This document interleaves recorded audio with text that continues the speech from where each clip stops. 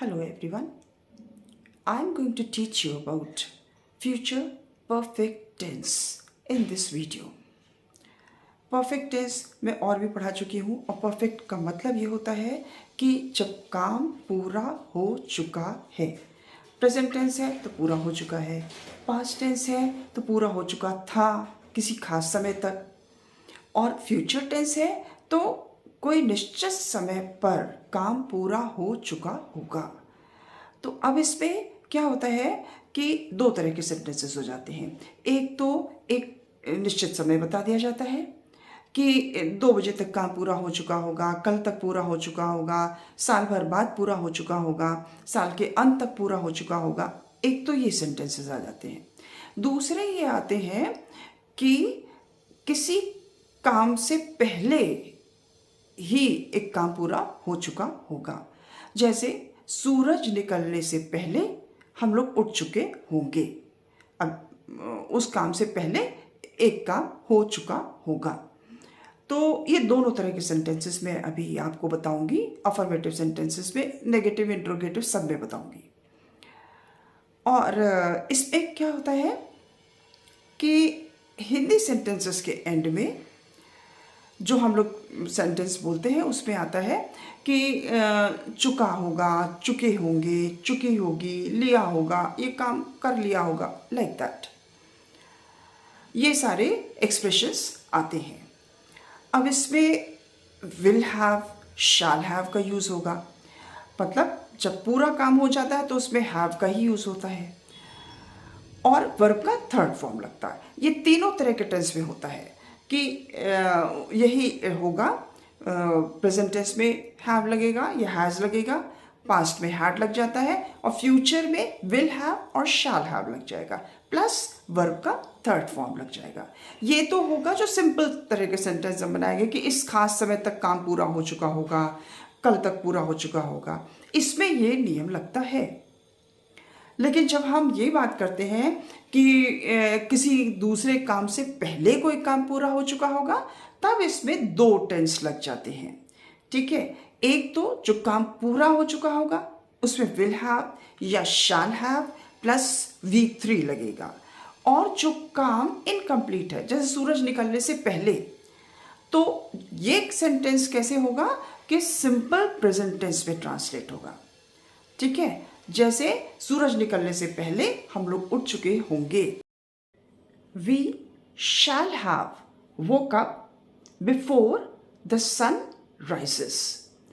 तो हम लोग उठ चुके होंगे, we shall have woke up, और सूरज निकलने से पहले बिफोर द सन राइजेस, तो ये क्या हो जाएगा, सिंपल प्रेजेंट टेंस हो जाएगा।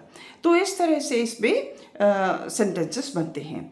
और बाकी सीक्वेंस में ये रहेगा कि सब्जेक्ट प्लस विल हैव और shall have plus V3 plus object, तो ये सीक्वेंस रहेगा। अब इसको लेकर के हम लोग कई तरह के सेंटेंसेस बनाएंगे और इसमें आपका कंसेप्ट मैं क्लियर करने की कोशिश करूँगी।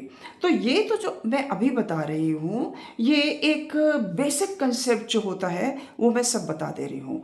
जब स्पीकिंग लेवल आता है, यानी कि when we come to the speaking level, then I will just post some more videos to enhance your speaking level, कि आपका बोल चाल में कैसे आए इंग्लिश। उसके लिए मैं कई और इस तरह के छोटे छोटे वीडियोस जिनमें और कई टिप्स दी हुई होंगी, उनको मैं आपको फोकस करते हुए उनको मैं पोस्ट करूँगी, जो आपके स्पोकन लेवल को बढ़ाने के लिए बहुत हेल्पफुल होएगा। और ये ग्रामर के हिसाब से, ग्रामर का बेस भी होना चाहिए, तो इसलिए ये बहुत ज़रूरी है कि आप अपना बेसिक्स बिल्कुल क्लियर रखें। उसमें कहीं कोई आपको घबराहट ना हो कि ये सही है कि नहीं सही है। तो इसलिए ग्रामर का कंसेप्ट बहुत ज़रूरी है। सो let us start with affirmative sentences, और उसमें भी मैं पहले वो सेंटेंसेस बताऊंगी जो सिंपल है, जो किसी निश्चित समय तक पूरे हो चुके होंगे। मैंने ऊपर पूरे रूल्स लिख दिए हैं और उसी के नीचे मैं कई तरह के सेंटेंसेस बहुत सारे सेंटेंसेस आपको इस पे बता रही हूँ, जिससे थोड़ा आपको और कंसेप्ट क्लियर हो जाए। जैसे कहना है इम्तहान 11 बजे तक ख़त्म हो चुकेगा। The exam will have got over by 11 o'clock। वे लोग इस समय तक पहुंच चुके होंगे। They will have reached by this time. हम लोग कल तक काम पूरा कर चुके होंगे। We shall have completed our work by tomorrow. वह अब तक घर से निकल चुका होगा। He will have started off from his house by now. अभी तक निकल चुका होगा। 7 बजे तक सारे मेहमान आ चुके होंगे। All the guests will have reached bye 7 o'clock। हम लोग सुबह 8 बजे तक तैयार हो चुके होंगे। We shall have got ready by 8 o'clock in the morning. ये अभी मैंने जो बताया था उसमें सिंपल सेंटेंसेस थे। किसी निश्चित समय तक काम पूरा हो चुकेगा, फ्यूचर में। अब मैं वो बता रही हूँ सेंटेंसेस जो जैसे किसी काम से पहले कोई काम पूरा हो चुका होगा। दूसरे तरह के सेंटेंसेस में किसी काम का पूरा होना पहले काम से पूरा होना पाया जाता है। यानी कोई दो काम हो रहे हैं जिसमें एक काम पूरा हो चुका है किसी दूसरे काम से पहले।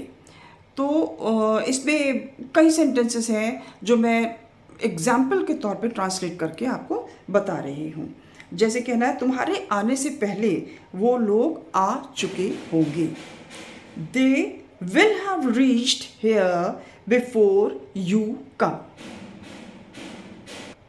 मेरे खाना खाने से पहले सब लोग खाना खा चुके होंगे। तो सब लोग खाना खा चुके होंगे पहले ट्रांसलेट हो जाएगा। Everybody will have eaten food before I eat. सूरज छिपने से पहले वे लोग घर पहुंच चुके होंगे। वे लोग घर पहुंच चुके होंगे, that will be translated first. So they will have reached their homes before the sun sets. Match शुरू होने से पहले हम लोग स्टेडियम पहुंच चुके होंगे।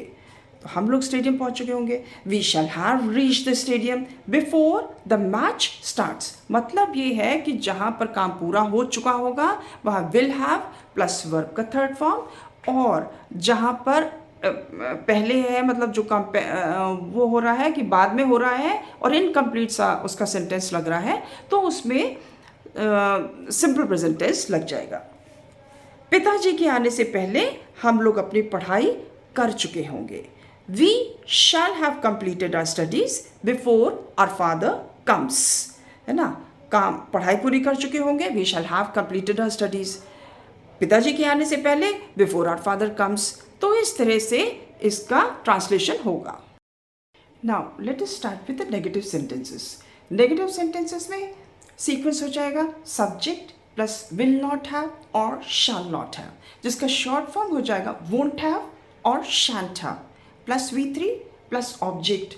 तो इसमें इस तरह के सीक्वेंस में हम लोग बहुत सारे सेंटेंसेस जो डेली यूज़ में आते हैं उसको हम लोग बनाएंगे, देखेंगे कैसे हम इसको यूज़ कर सकते हैं। बहुत सारे लोग इसका यूज़ ही नहीं करते हैं, तो अगर थोड़ा भी फोकस करें तो बहुत ही आसानी से, बहुत ही परफेक्टली आप लोग इसको बोल सकते हैं। सो let us start with it. जैसे कहना है कि वो अभी तक घर से नहीं चला होगा। He won't have started off from his house by now. अभी तक नहीं चला होगा। अभी सूरज नहीं निकला होगा। The sun won't have risen by this time. अभी अंधेरा नहीं हुआ होगा। It won't have grown dark by this time. मेरे वहां पहुंचने से पहले वह नहीं आया होगा। तो वह नहीं आया होगा ये पहले ट्रांसलेट हो जाएगा। He won't have come before I reach there.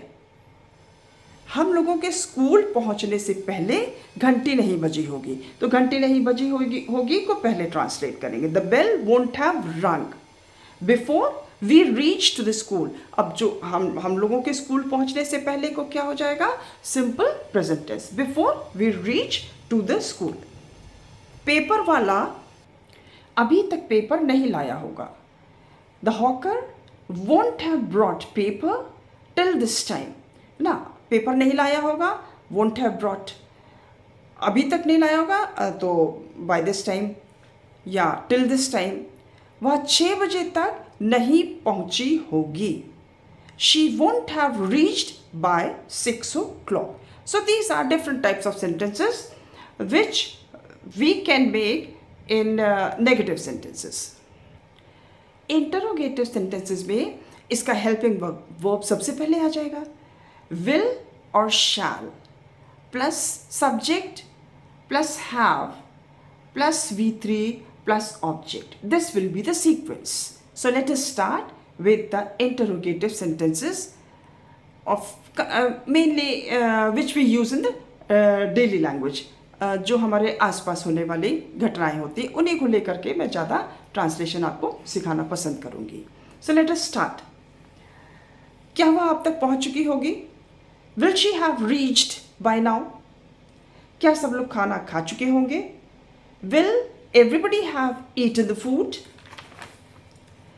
क्या वो लोग तैयार हो चुके होंगे, will they have got ready, कौन कौन आ चुका होगा, who all will have reached, क्या मेरे आने से पहले सब लोग आ चुके होंगे, will everybody have reached before I reach there. अब ये सारे सेंटेंसेस को बनाना तो जैसे मैंने लिख दिया है और आपको बता दिया है, ये बहुत आसान है, लेकिन स्पोकन पार्ट जो है उसके लिए मैं आपको छोटे छोटे वीडियोस अलग से बना करके बताऊंगी.